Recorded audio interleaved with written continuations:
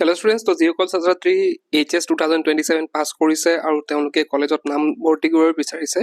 তো বহুতে হেতু কথা সুধি আছিল যে সমত পৰ্টেলত কেতিয়া পাই এডমিশন ষ্টাৰ্ট হ'ব বা কলেজত কেতিয়া পাই এডমিশন ষ্টাৰ্ট হ'ব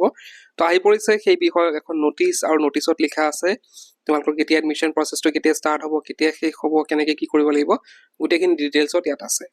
ইয়াতে দেখিছা প্ৰথমতে দিছে 11th এপ্ৰিল তো ইয়াতে দিছে commitment of applicant registration in Samat portal তো তোমালকে 11 এপ্ৰিলত কি কৰিব লাগিব তোমালকে ৰেজিষ্ট্ৰেচন কৰিব লাগিব Samat portalত তাৰ পিছতে 12 বাৰ 22 লৈকে দিছে registration and program selection by applicants and simultaneous scrutiny of applications by HEIS তো ইয়াতে কি কৈছে তোমালকে ৰেজিষ্ট্ৰেচনটো কৰিবা লগতে তোমালকে program select কৰিব লাগিব মানে তোমালকৰ কি সাবজেক্ট লবা সেইখিনি তোমালকৰ সিলেক্ট কৰিব লাগিব 12 পৰা 22 তাৰিখলৈকে আৰু লগে লগে তোমালকৰ সেইখিনি যোনে এপ্লাই কৰিব সেইখিনি স্ক্ৰুটিনি কৰিব এইচ মানে হেড অফ দা ইনষ্টিটিউট আৰু কি কৰিব তোমালকৰ সেইখিনি চাব আৰু এপ্লিকেশনখিনি চাব পাছতে 23 পৰা 25 তাৰিখলৈকে আছে কাৰেকচন উইন্ডো ফৰ ষ্টুডেন্ট তো 22 পৰা 25 পৰা 23 লৈকে কি হ'ব তোমালকে যদি কিবা ধৰা ভুল কৰিছা আৰু এপ্লাই কৰোতে কিবা যদি ভুল চল হৈ গৈছে তেতিয়া তোমালকে কাৰেক্ট কৰিব পাৰিবা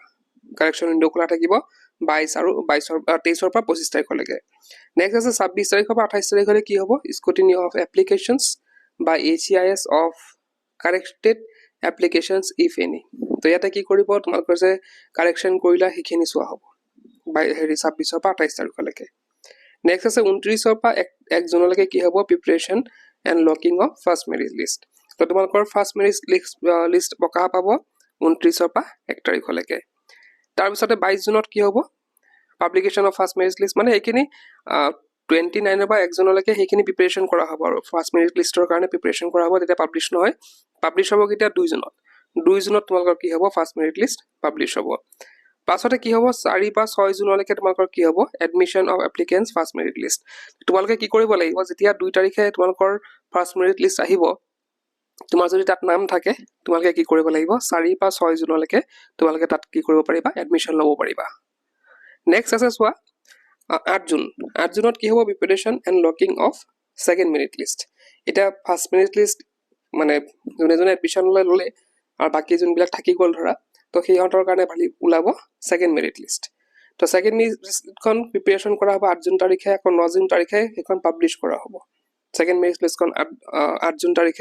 9 জুন তাৰিখে কি কৰা হ'ব পাবলিশ কৰা হ'ব তাৰপিছত লিখিছে 10 পৰা 12 জুনলৈকে কি হ'ব admission of applicants second merit list তো তোমালোকৰ যদি সেকেন্ড মেৰিট লিষ্টৰ নাম আহে কাৰবাৰ তো তোমালোকে কি কৰিব পাৰিবা আমাৰ 10 পৰা 12 জুনলৈকে তোমালোকে এডমিশন ল'ব পাৰিবা তাৰপিছত আছে 15 জুনত কি হ'ব স্পট এডমিশন মানে কি হ'ব এটা ফাৰ্ষ্ট মেৰিট লিষ্টখন ওলালে তাত যোনে এডমিশন ল'লে বাকি থকা খিনি সেকেন্ড মেৰিট লিষ্টত ল'লে এটা সেকেন্ড মেৰিট লিষ্টত লোৱাৰ পিছত যোনবিলাক সিট বাকি থাকিব তাতে কি কৰিব তোমালোকৰ স্পট এডমিশন দিব মানে তোমালোকে ডাইৰেক্ট গৈ পেলাই এডমিশন ল'ব পাৰিবা আৰু 1 আগষ্টত কি হ'ব তোমালোকৰ কমিটমেন্ট অফ ক্লাसेছ মানে জুন 15 লৈকে তোমালোকৰ এডমিশন শেষ হৈ যাব তাৰ পিছত 1 আগষ্টৰ পৰা তোমালোকৰ ক্লাছবিলাক ষ্টাৰ্ট হ'ব তো ইয়াতে তোমালোকে জানা দুটা প্ৰসেছ আজিকালি এডমিশন হয় এটা আছে CUT এটা হৈছে নন CUT তো বহুতে CUT এক্সাম দি পেলাই পিছত এডমিশন ল'ব আহে আৰু কিছুমানে কি কৰে ডাইৰেক্ট এডমিশন লয় তো ডাইৰেক্ট এডমিশন লোৱা প্ৰসেছটো হৈছে নন CUT যোনখিনি আমি অলৰেডি ডিসকাস কৰিলো এটা যিসকলে CUT এক্সাম দি পেলাই তেওঁলোকে এডমিশন ল'ব বিচাৰিছে তেওঁলোকৰ বাবে বেলেগ ডেট দিয়া আছে তেওঁলোকৰ পৰা দিছে যে 5 to 13 তেওঁলোকৰ কি কৰা হ'ব 5 to 13 ৰেজিষ্ট্ৰেচন হ'ব তেওঁলোকে প্ৰগ্ৰাম সিলেক্ট কৰিব পাৰিব আৰু তেওঁলোকৰ স্ক্ৰুটিনি কৰা হ'ব HEIS ৰ দ্বাৰা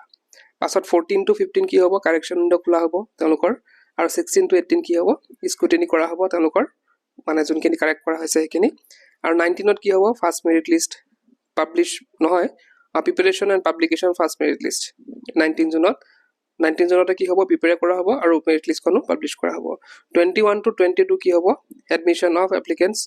ফাৰ্ষ্ট মেৰিট লিষ্ট তো যিসকলে ফাৰ্ষ্ট মেৰিট লিষ্টত পাব তেওঁলোকক কি কৰা হ'ব এডমিশন লোৱা হ'ব 21 to 22 23ত কি হ'ব সেকেন্ড মেৰিট লিষ্টখন প্ৰিপাৰেচন কৰা হ'ব পাবলিশ কৰা হ'ব 25 to 6ত কি হ'ব সেকেন্ড মেৰিট লিষ্টত তেওঁলোকে এডমিশন ল'ব পাৰিব যিসকলৰ নাম আহিছে আৰু কি হ'ব CUT ৰ ক্ষেত্ৰত তাৰপিছতে 28ত কি হ'ব স্পট এডমিশন হ'ব CUT সকলৰ মানে যিসকল বাকি থাকিব তেওঁলোকৰ 28ত স্পট এডমিশন হ'ব নেক্সট আছে 29 to 31 কি হ'ব final spot admission for both CUT and non CUT and CUT এতিয়া চোৱা কিছুমান কি হয়